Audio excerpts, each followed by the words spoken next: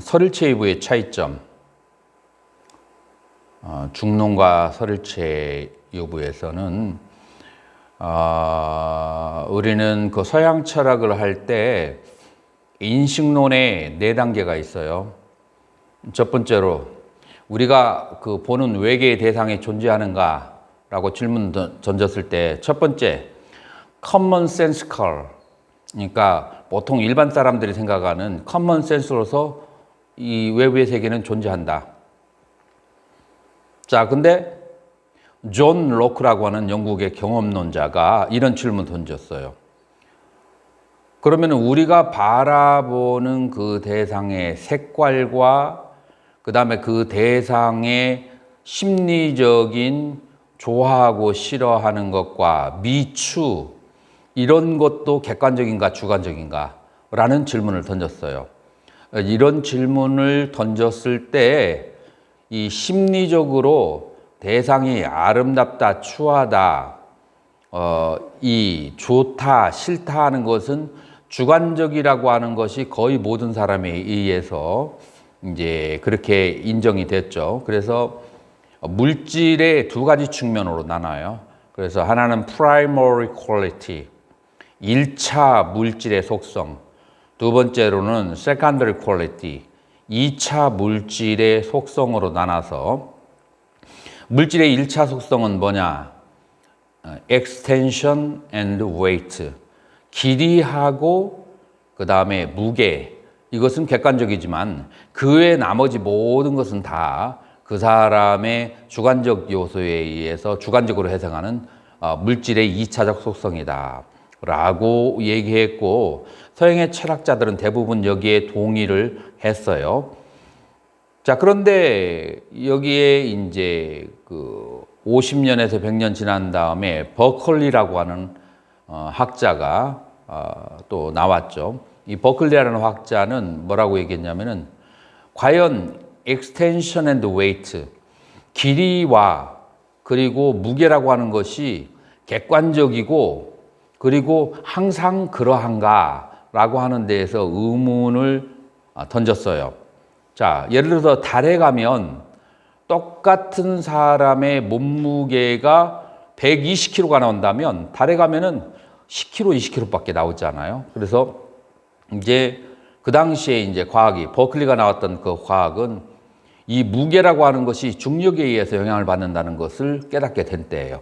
자, 그래서 무게의 객관성이 있다라고 하는 것은 그것은 이제 철학자들이 더 이상 믿지 않게 됐어요. 근데 길이의 객관성이 있다라고 하는 것도 무너지게 됐어요. 어떻게 무너지게 됐냐면, 철도를 이제 공사를 할 때 그 영국 사람들이 겨울에는 철도의 길이가 짧아지고 여름에는 길어진다는 것을 알게 됐어요. 그 뭘 때문에 알게 됐냐면은, 영국이 식민지를 많이 두었잖아요. 그 식민지 나라에 가가지고 특히 아프리카라든지 그런 열대지방에 가서 그 기차를, 선로를 놓는데 이거를 그 길이가 똑같다라는 그 전제하에서 그 철도를 놓으니까 나중에 여름이 한 40, 50도가 되니까 부풀어 올라가지고 기차가 못 가는 거야. 그래서 과학자들이 생각을 다시 고쳐먹은 거예요. 이 길이라고 하는 것도 여름과 겨울에, 겨울에는 수축하고 여름에는 길어진다. 그래서 길이도 객관성이 존재하지 않는다. 어느 정도는 상식적으로 존재하지만 절대적인 객관성이라고 하는 것이 길이도 그 다음에 존재하지 않고 무게도 존재하지 않는다라고 하는 것이 버클리가 얘기하면서, 그리고 버클리는 뭐라고 얘기하냐면은, 그러니까 물질이라고 하는 것의 객관성을 얘기할 수 없으니까 물질은 마음의 화인이다. 유심. 그래서 유심론을 그렇게 주장한 것이 버클리예요.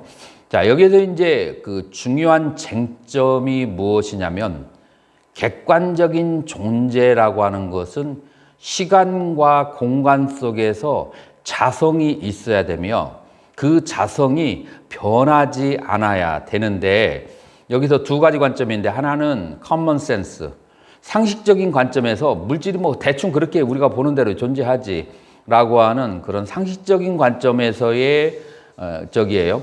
그런 관점에서 봤을 때는 우리는 태어남이 있고 그 다음에 죽음이 있다라고 하는 거에 대해서 아무도 부정할 사람이 없어요. 그죠? 근데 철학자는 단순하게 여기에서 넘어가지 않아요. 그래서 설일체이브나 테라바다는 커먼센스, 일반인들이 생각하는 태어남과 그 다음에 죽음이라고 하는 것을 순수하게 그냥 받아들이는 그런 편이에요.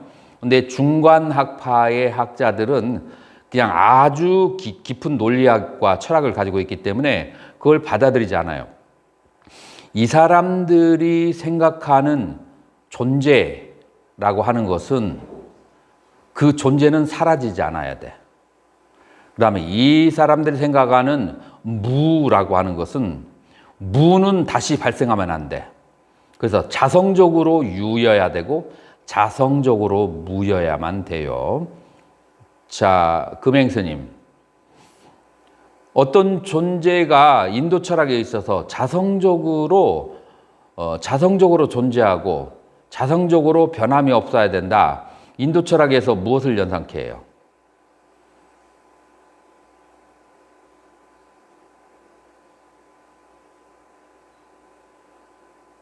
인도 철학에서 이런 게 뭐가 있죠?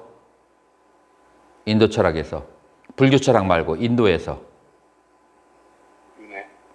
아트마, 아트마. 브라흐마나.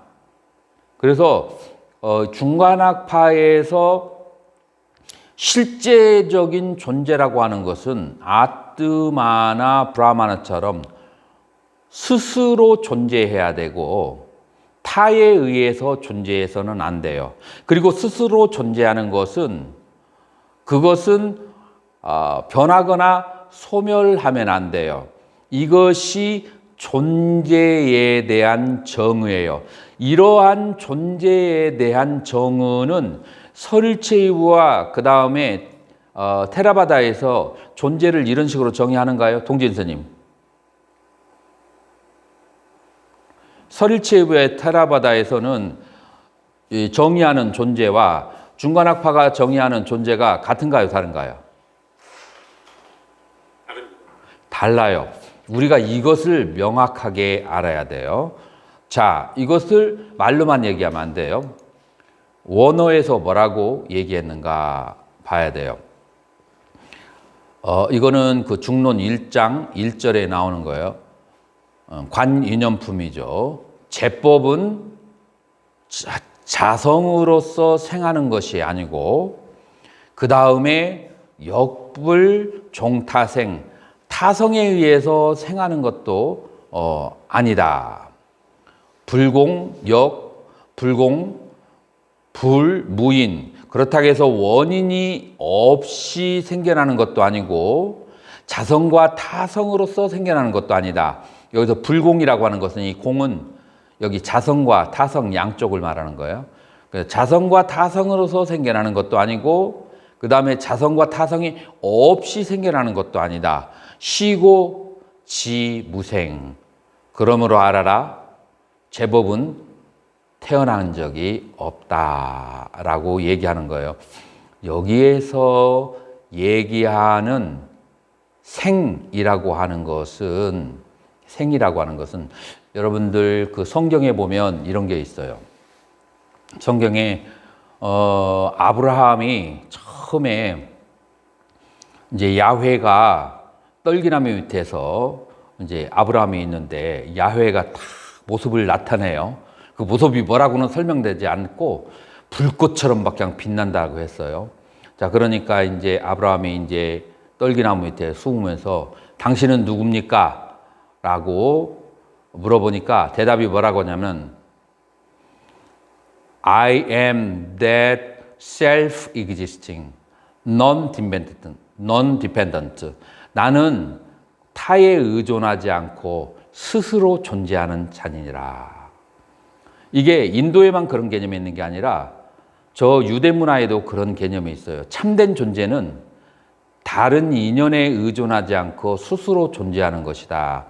그리고 초기 불교나 설체구에서는 이런 존재, 이런 법은 다루지 않아요. 그런데 중간학파에서 실제로 존재하려고 한다면 이런 법이어야만 되는데 이런 법이라는 것은 결론적으로 어떻게 돼요? 존재하지 않는다는 거예요.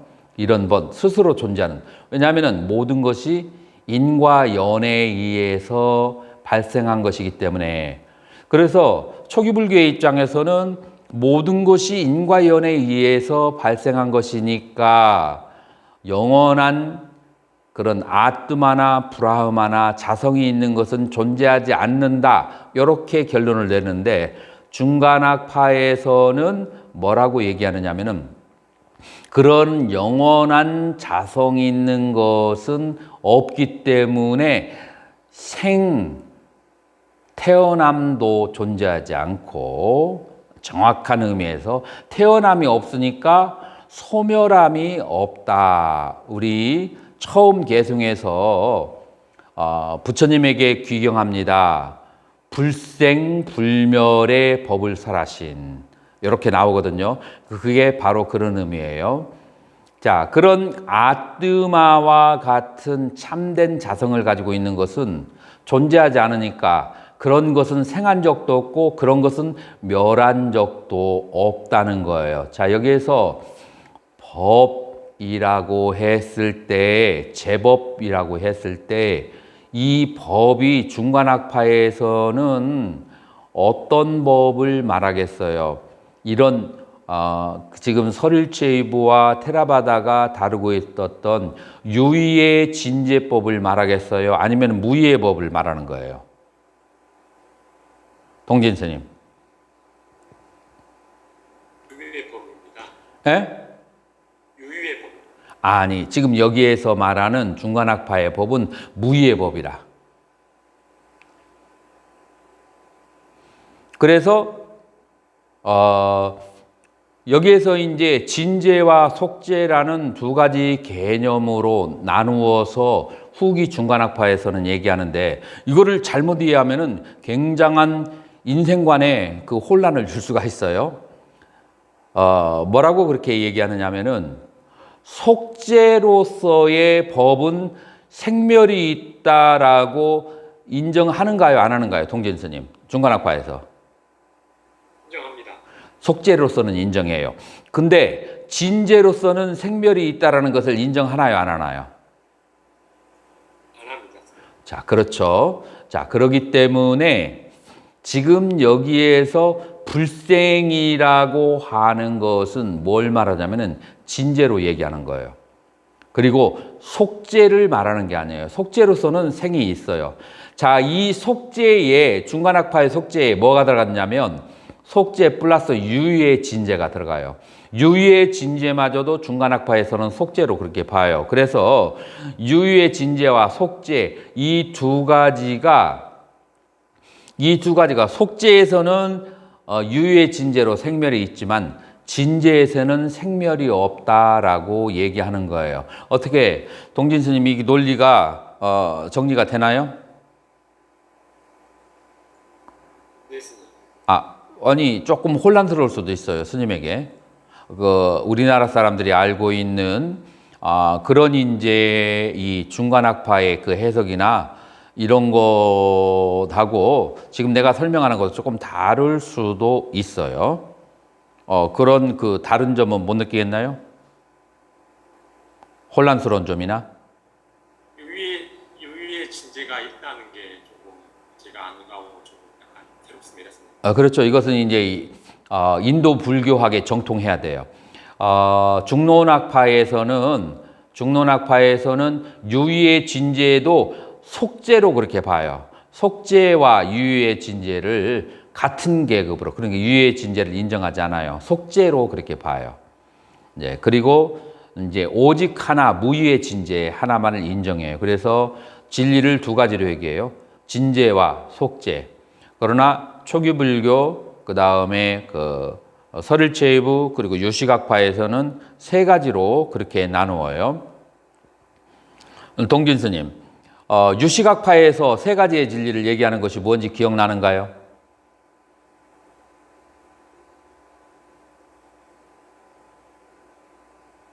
모르겠습니다, 스님. 이거는 아마 들어봤을 거예요. 변계 소집성, 의탁이성, 원성실성 들어봤는가요?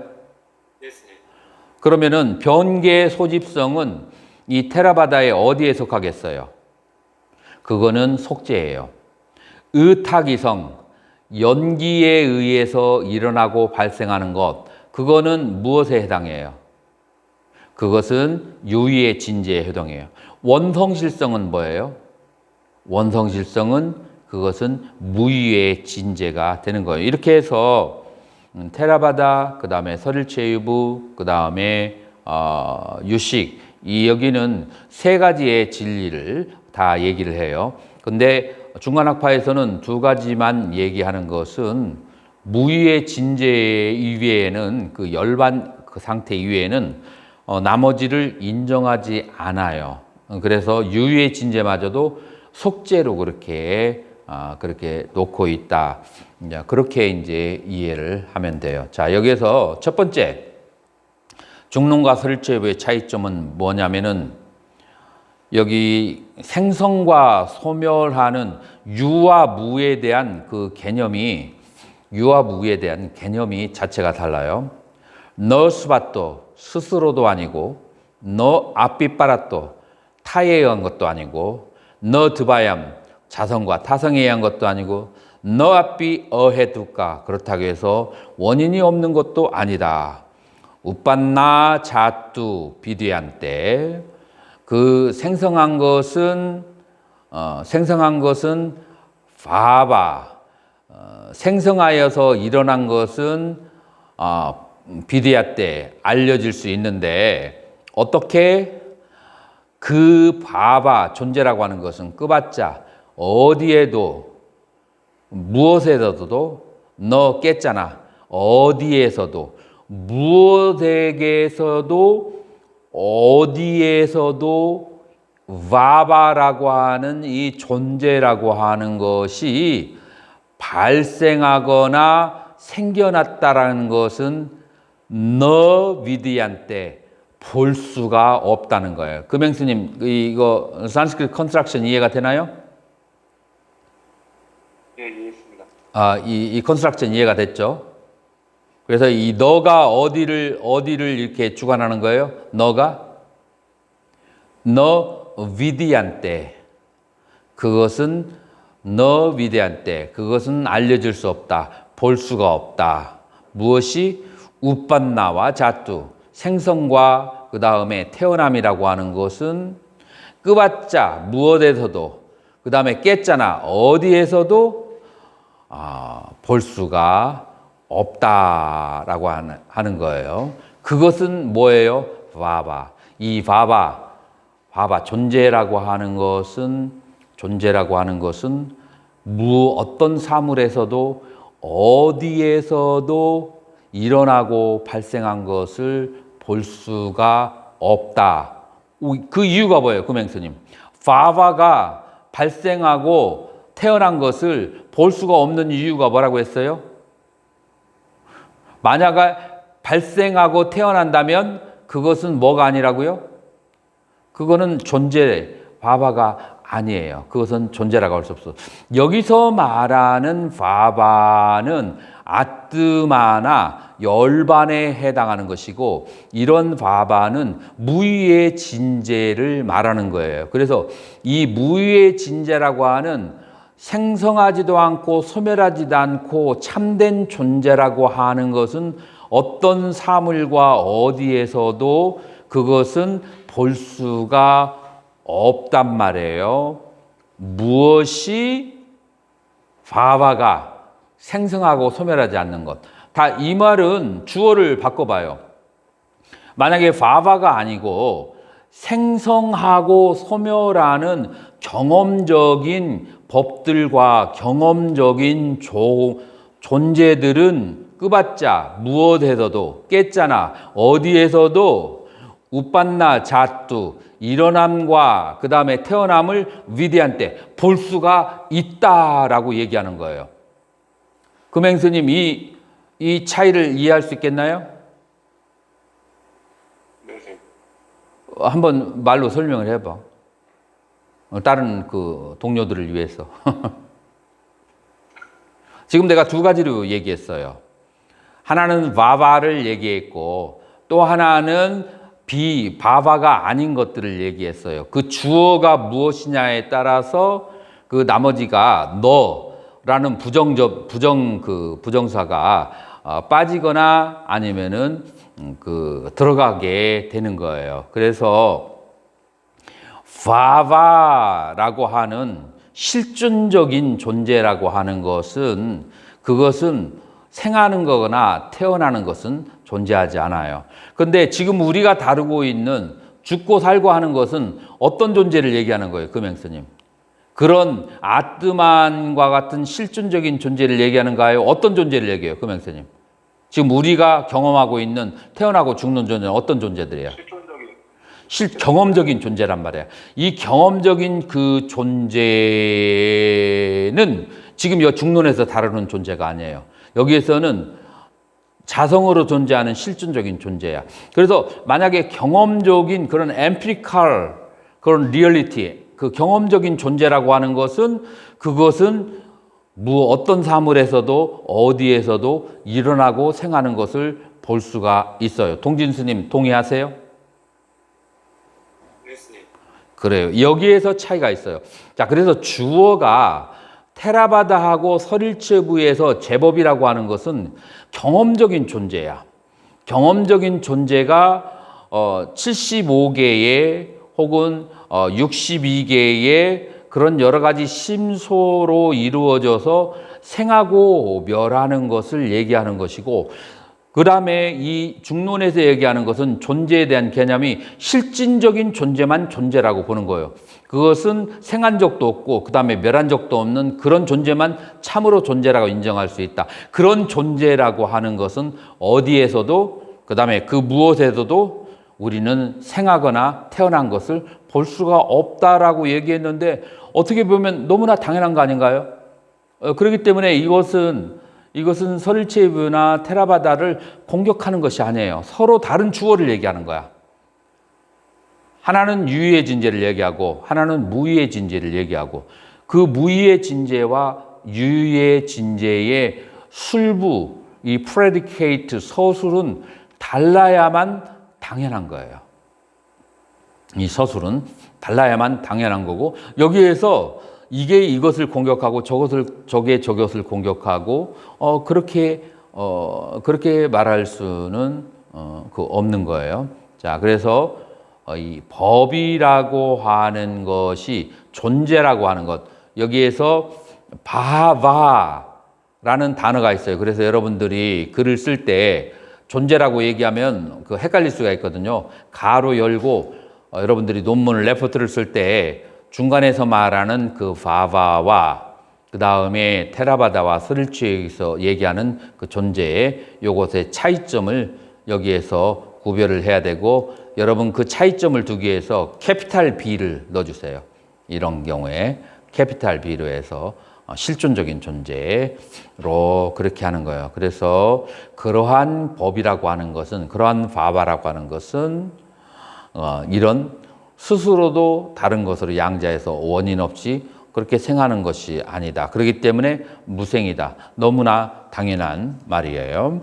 자, 그래서 이제 여기에서 설일체부에서 유무는 생성하고 소멸하는 유무를 말하는 것이고 그렇지만 중론에서는 사라지는 유는 참된 유가 아니고 생성하는 무는 참된 무가 아니에요. 그래서 유를 존재라고 말하기 위해서는 자성으로서 항상 있어야 되고 무 역시 자성으로서 항상 없어야 되고 그것이 중론에서 말하는 자성적인 유와 무가 되는 거예요.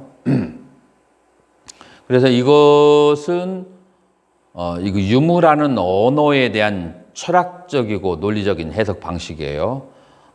이것은 불교가 승론과 그 다음에 느야야 학파와 수백 년 동안 이 업설에 대해서 법의 이론에 대해서 논쟁을 하면서 만들어진 개발된 그런 개념이에요. 그래서 이 중론은 여러분들이 이제 한번 보시면 알겠지만 굉장히 논리학적인 언어라서 저번에 저도 얘기했지만 이 백두, 화이트헤드의 서양 철학을 금세 가장 어려운 철학이라고 하는데 이 백두도 중론을 보고 손을 들었다.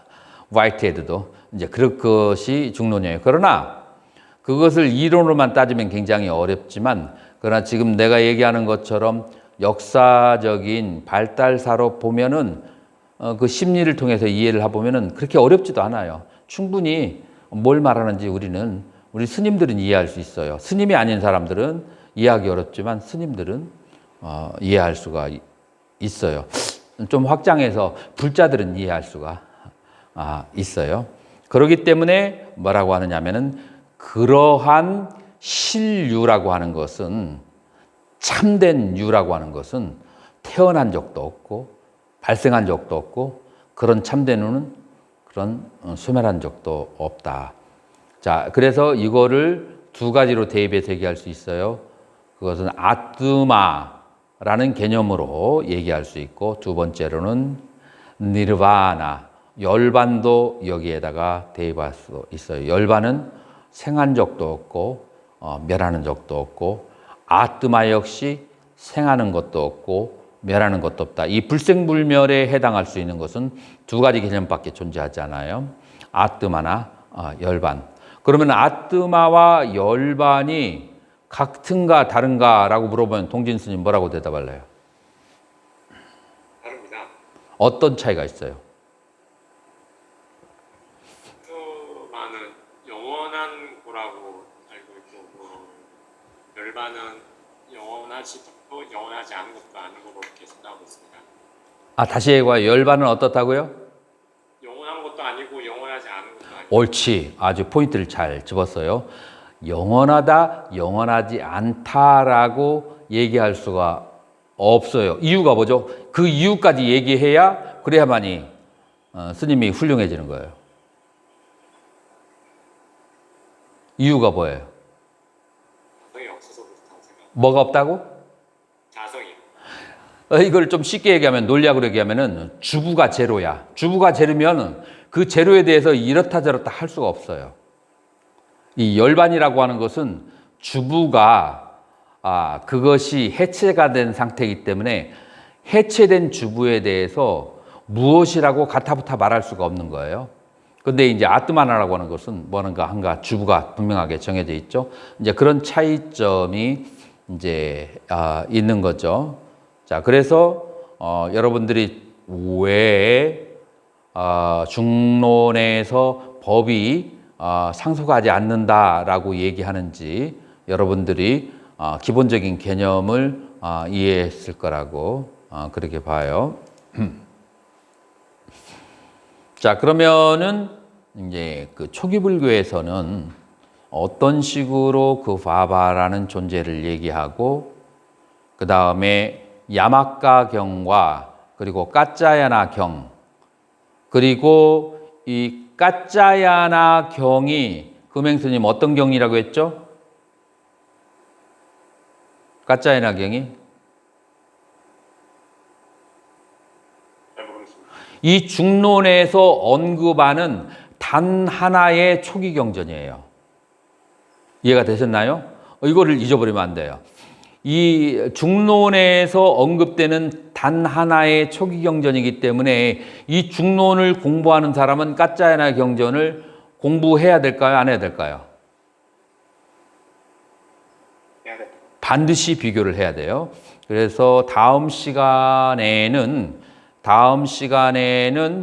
초기 경전에서 말하는 지금 이제 그 법에 대해서 얘기를 했는데 그 법의 상속과 비상속이 지금 중론에서 다루고 있는 가장 큰 하나의 주제이고 두 번째 가장 큰 주제가 뭐라고 했죠? 우리가 첫 시간에 열반에 대한 개념이에요. 자, 초기 불교와 설일체 여부, 그 다음에 중간, 특히 중간학파에서 말하는 그 열반의 개념은 초기 불교와 그 다음에 설일체에 비해서 말하는 열반의 개념하고 같은 것인가 다른 것인가에 대해서 분명한 이해가 있어야 돼요. 통관스님, 스님은 어떻게 생각하세요? 초기불교와 그다음에 중론에서 말하는 열반이 같을까요, 다를까요? 시민 스님은 어떻게 생각하세요? 시민 스님? 다르다고 생각합니다. 다르다고 생각해요. 한번 스님의 고견을 한번 들어볼까요? 오늘 듣는 거 보니까 그 중론에서는 열반에 주부가 없다고 말씀을 하셨고, 아하. 그렇다면 초기 불교에서는 그 자아가 열반으로 넘어간다는 그런 느낌으로 그 수업이 와닿았습니다. 그랬어요. 사실 그게 100%는 아니에요. 100%는 아닌데, 자, 그러면, 우리가 지금 이제 이 시대를 살면서 초기 불교의 열반과 그 다음에 대승불교의 열반이 같은 점은 무엇이고, 다른 점이 무엇인지, 다른 점이 있다면 무엇에 근거해서 다른 점을 얘기하는지, 여러분들은 지금 학문적인 접근을 하는 사람이기 때문에 같고 다른 것에 그렇게 연연할 필요 없고, 다만 다르다고 한다면 무엇 때문에 다르다고 하는지, 같다고 한다면 무엇 때문에 같은 것인지, 이것을 정리해 놓은 것이 굉장히 중요해요. 자, 그러려면은 우리는 뭐가 있어야 되냐면은 소스가 있어야 돼요. 그래서 전거가 있어야 되거든요. 자, 그래서 내가 여러분들 강의 시작하기 전에 한 서너 개의 경전을 여러분들에게 보낼 거예요. 자, 그래서 그 중에 대표적인 것이 까짜에나 수트라가 있고, 그 다음에 야마카 경이 있고, 그 외에 뭐 한 4개 정도 될 거예요. 그것과 거기에 해당하는 중론의 구절, 그것을 보낼 테니까 열반에 대한 개념이 어떤 식으로 공통점이 있고 다른 것인지에 대해서 여러분들이 다음 시간에 공부하도록 그렇게 할 거예요. 질문 있으면 질문 받겠습니다.